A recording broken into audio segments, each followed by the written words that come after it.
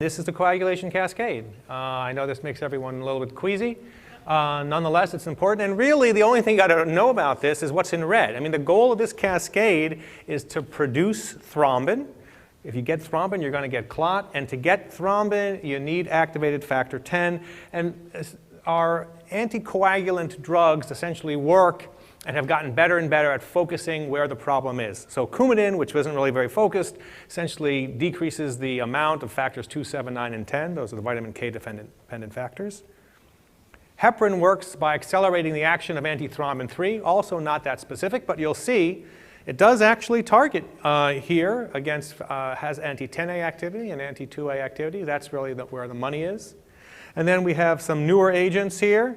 Rivaroxaban, apixaban, and dabigatran, and I will talk about those tomorrow, but they are specific for 10A and 2A, and more details on them to come. The principles of perioperative anticoagulation management extending from the earlier talk. We want to assess thrombotic risk, which we're going to understand from the indication for the anticoagulant therapy. We're going to want to assess bleeding risk, which is related to the type of surgery, and we're going to want to determine the net benefit of our therapeutic plan regarding whether we continue this or whether we stop it. Now, there are some differences here compared to the antiplatelet talk that I finished just a little bit ago, and the differences here is that as opposed to antiplatelet therapy, particularly aspirin, the risk of bleeding with anticoagulants, the ones I just mentioned to you, is at least 2 times greater than you would see with aspirin. And the other thing that's important to note is that there are short-acting agents that you can give as an alternative to whatever the acting agent is on already, which can be used to bridge the patient. Neither one of those conditions exists with antiplatelet therapy. And what we want to ask as practitioners are a couple questions. 1, should I stop the anticoagulant at all during the perioperative period? 2, if I decide to stop it, should I bridge therapy? And then thirdly, when should this anticoagulant be restarted after surgery? So, what are the indications for anticoagulant therapy? There are really 3 major categories. The first is atrial fibrillation. The best scoring system to determine thrombotic risk is the CHADS score, stands for C for CHF, H for hypertension, A for age greater than 75, D for diabetes, S for stroke. You get 1 point for each of those except for stroke, which gives you 2 points. You add them up and that gives you a nice way to classify risk. The other indication, well, one of the other indications is a prosthetic cardiac valve. Mechanical valves are more thrombotic than the bioprosthetic valves. If you have a mitral valve, it's more thrombotic than an aortic valve. And the other issue is, are you also have concurrent presence of structural heart disease like atrial fibrillation or atrial dilation? Those would also increase your risk. And then the third indication is a PE or DVT. And here the critical issue is, how remote are you from the time of diagnosis? The closer you are to that diagnosis, the more prothrombotic you are. And do you have the presence of a chronic hypercoagulable state? So here are, for your information, perhaps it's already someplace in your pocket, the CHADS score, how you classify risk. So this is how you determine stroke risk from AFib. You calculate a CHADS score. And here, the low risk category would be 2 or less than 5% stroke risk a year. 3 and 4 would be a moderate risk, somewhere between 5 and 10. And then a CHADS score of greater than 5 would give you a high risk category, greater than 10% per year. The CHADS-VASc is a modified score, essentially what gives you a little bit more granularity, but particularly in the low end of risk. So if you're trying to determine should the patient even be on an anticoagulant long-term or not, it helps you to determine that. But as you can see at the higher numbers, it doesn't really distinguish high-risk people very well. So as a perioperative tool, I think that the original CHADS score actually works better in terms of risk classification. Then in terms of risk of thromboembolism, again, you can classify them into low, moderate, and high risk.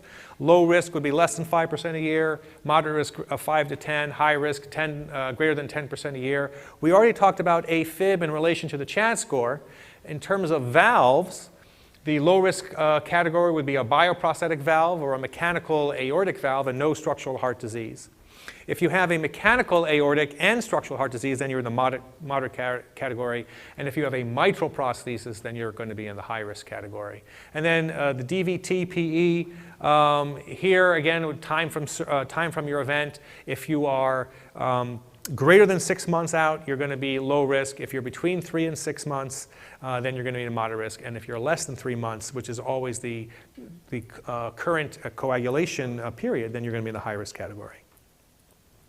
How do we assess bleeding risk? Well, this is a slide I already showed you, essentially the type of surgical procedure, high risk, intracranial, intraspinal, moderate risk, the high blood loss procedures, the low risk categories I've already mentioned to you, and then there's a minimal risk category. So I won't go over those in any detail. So then the question is, does anticoagulant therapy actually increase your risk of bleeding? Okay, and in some surgical procedures where it's been studied, the answer is no. So in minor dental procedures and skin procedures and in cataract surgery, there is no meaningful increased risk in bleeding. Again, cataract surgery is different from intraocular procedures. That's essentially a surface procedure. So there is no increased bleeding risk in these procedures despite anticoagulation. Now, other than that, though, if you're therapeutically anticoagulated, your INR is elevated in a therapeutic range, your APTT is elevated, or you're on therapeutic dosing for some other anticoagulant, then in fact, you are at increased risk for bleeding, for transfusion, and for reoperation. So anytime the risk is more than minor. So should the anticoagulant then be stopped? The American College of Chest Physicians, the ACCP, has given us recommendations. The reference is there for you at the bottom of the slide. If you're having a minor dental procedure, skin procedure, or cataract, the answer is no. You don't need to stop them. Just go to surgery. There is some recommendation that you add oral tranexamic acid, which can be useful in terms of helping to keep that clot firm. If your risk of bleeding is more than minor, so anything more than that, then the answer is yes. You should stop your anticoagulant because the risk of bleeding is high in relation to the risk of thrombosis. If you are going to stop it, then when should you stop the anticoagulant? And here the general principle is related to the pharmacology of the agent in which you are using to anticoagulate your patient. And you should stop at 3 to 5 half-lives before the anticipated surgical procedure. For warfarin, that winds up being 5 days because the half-life is 36 to 42 hours. And your target is to get your INR less than 1.5. If you're on IV heparin, the answer is 6 hours. Here, the half-life is half hour to 2.5 hours, and you'll get a APTT less than 1.2 within that time frame. If you're on low molecular weight heparin, and what's most commonly used here in the US at least is enoxaparin, then you wait 24 hours, and the half-life of enoxaparin is somewhere between 5 and 7 hours. So that gets you into the range you want to go. Again, I'll talk tomorrow about the newer anticoagulants, and so it'll be an extension of this talk tomorrow. Should you bridge therapy? According to the ACCP, if the thrombotic risk is low, the answer is no. You don't need to bridge. If the thrombotic risk is moderate, then they urge you to consider bridging. And if the thrombotic risk is high, then the answer would be yes. Now, if you do bridge, there are good data that say that using low molecular weight heparin therapy at home is more cost effective than having someone come into the hospital and give them IV heparin. The other issue that I should say is that bridging has the potential to reduce thrombotic risk. And that thrombotic risk is associated with permanent disability. But the net benefit has never really been proven. There's one randomized clinical trial in dental surgery which shows that it's useful, but there really aren't a lot of data actually showing that this bridging strategy actually is effective in terms of patient outcomes. And this is data actually which shows the observational trials. So these aren't randomized clinical trials, but observational trials looking at the relationship between bridging and outcome. And what you can see here in this meta-analysis, there was no net benefit in terms of thromboembolism reduction, although the trend is there. There is, however, an increase in bleeding with bridging therapy, which was statistically significant. The caveat I will leave you with is these studies were all in patients who were in the low to moderate risk category for thromboembolism. So if you were at a high risk, you weren't included. So would you have really prevented some thromboembolism with this? Maybe. The trends were there. But again, the data aren't strong. There was some increased bleeding with the bridging strategy. When should you restart the anticoagulation after the surgery is over? And the answer really is as soon as possible. The recommendations from the American College of Chest Physicians is 12 to 24 hours, or as soon as hemostasis is adequate. And the idea is here that within a few days of giving Coumadin, warfarin, that you're going to get to a therapeutic INR. It's important to know that just like we had seen in the last talk on aspirin, is that if you look at the relationship between outcome when you stop warfarin and you continue warfarin in patients who have GI bleeding, who have an indication, and these data are observational data, it's not a randomized clinical trial, is that those patients who had re-exposure of their heparin within, or of their warfarin within 4 days of their GI bleed, compared to those who never got their warfarin again, did better. They had fewer thromboembolism, they had lesser death, and there was a trend, but not a significant increase in the risk of bleeding.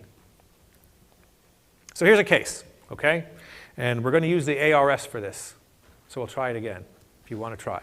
So here we have a 72-year-old man. He has a history of hypertension, chronic AFib, previous TIA on Coumadin. He's now scheduled for a hemicolectomy for cancer. So, first question is, let's assess his thrombotic risk. 3 choices. You can open up the polling. 3 choices. A, low risk. B, moderate risk. C, high risk. Okay, polling is open. Pick your choice. A, low risk. B, moderate risk. C, high risk. Remember, if you just calculate a CHADS score.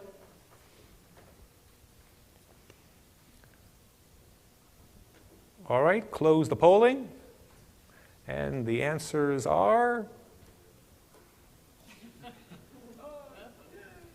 So, the majority said, well, almost evenly, moderate to high. Go switch back. The answer is moderate. The CHADS score is 3.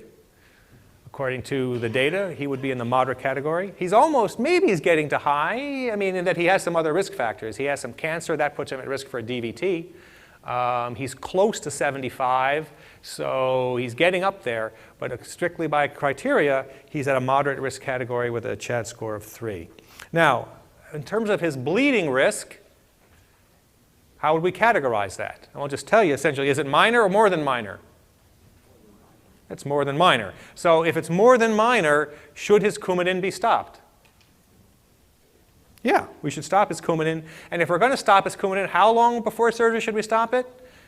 5 days. 5 days, because the half-life of Coumadin is roughly a day, a little bit longer. And so we're going to hold it for 3 to 5 half-lives before surgery, and our target INR is 1.5. Should bridging be used in this case? Maybe, right? He's in the moderate risk category for thromboembolism. So we can consider it. It may be reasonable to start it, and if we are going to use it, then we should use low molecular weight heparin at home. You could take a strategy not to. It would be acceptable according to the guidelines that are currently published. And then when should the Coumadin be restarted? As soon as possible after surgery. The guy is at risk, okay? And by guidelines, that would be within 24 hours. Unless the guy is actively bleeding and you have some worry, the guy should have his Coumadin restarted. I'm just going to leave with you. I'm not going to go over this. We'll move on to the next talk. But I have for you, for your edification, what the guidelines are in terms of the use of regional anesthesia in patients who are on antithrombotic therapies.